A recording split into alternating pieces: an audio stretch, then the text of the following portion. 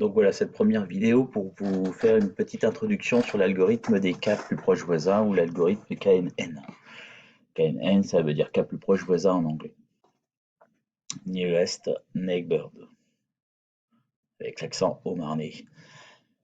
Donc voilà, moi je vous présente un peu le principe. Vous prenez des données qui auraient par exemple dans mon exercice deux types, un type 1 et un type 2, et pour chaque donnée vous avez deux caractéristiques. Une caractéristique de... Bon, moi j'ai essayé de plutôt schématiser ça sur un petit exercice, que ce soit plus visuel. Donc j'ai pris un jeu. Et un jeu, vous avez deux types de personnages. Vous avez des fantassins, et vous avez des chevaliers, et vous avez pour chaque deux types de caractéristiques, la force et le courage. Et vous avez à peu près une trentaine de fantassins, donc de personnages.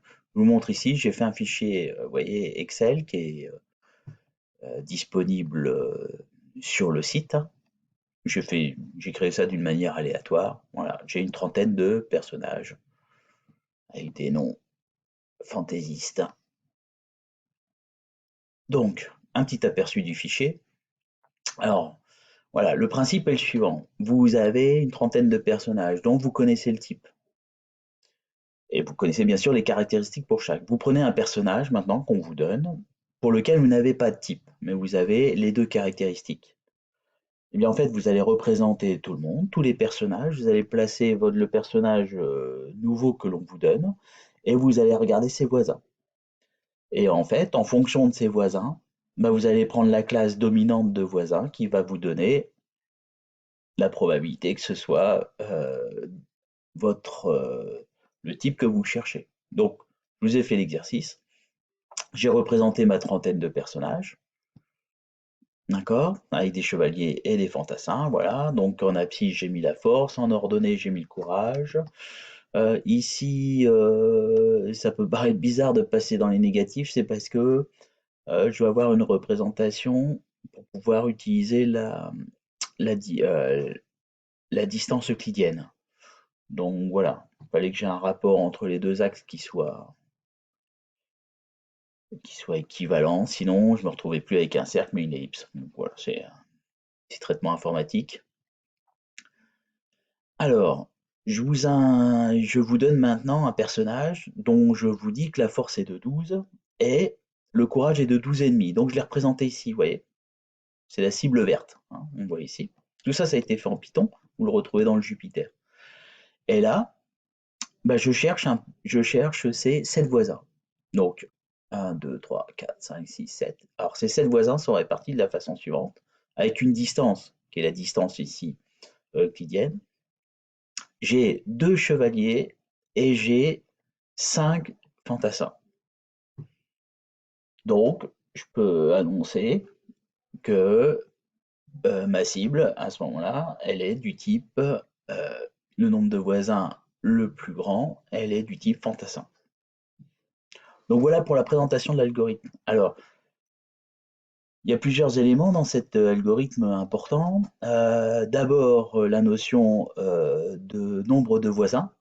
Parce que si je raccourcis ici, par exemple, vous voyez, si j'essaye de faire un petit cercle ici, ben, je me retrouve, je n'ai plus de chevaliers, je n'ai plus que des fantassins. Remarquez, ça renforce notre hypothèse. Par contre, si j'agrandis, je peux me retrouver à des moments où je vais avoir autant de fantassins que de chevaliers. Donc la notion de voisin est importante, du nombre de voisins. Et l'autre notion qui est importante, c'est la notion de distance. Là, j'ai pris la distance euclidienne, je suis dans un repère orthonormé, mais il existe d'autres types de distances. Je vous en propose 3 sur le site en tout, mais il en existe plein d'autres. Alors l'algorithme, je vous le présente rapidement, hein.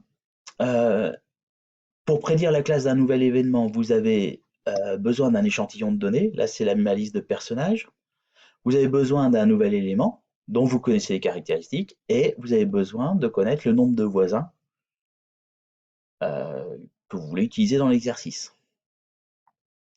Donc, je vous ai schématisé, moi, l'algorithme naïf, hein.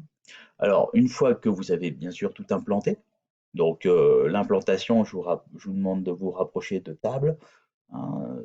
Les données sont souvent données dans un fichier CSV qu'il faut être capable d'importer. Comment on fait pour l'importer? Est-ce qu'on l'importe en liste? Est-ce qu'on l'importe en dictionnaire? Est-ce qu'on l'importe en liste de dictionnaire? Voilà. Bon, une fois que vous avez modélisé tout ça, mais tout ça vous le retrouvez dans le Jupyter.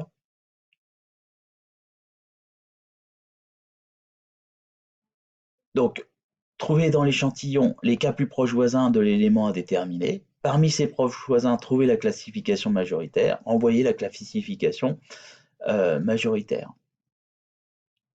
Donc le but, c'est en fait de trouver, de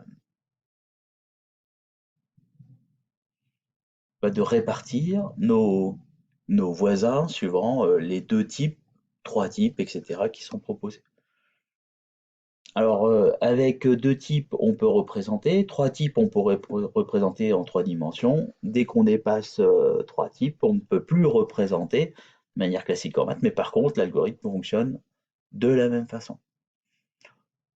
Donc voilà, fin de cette première vidéo de présentation.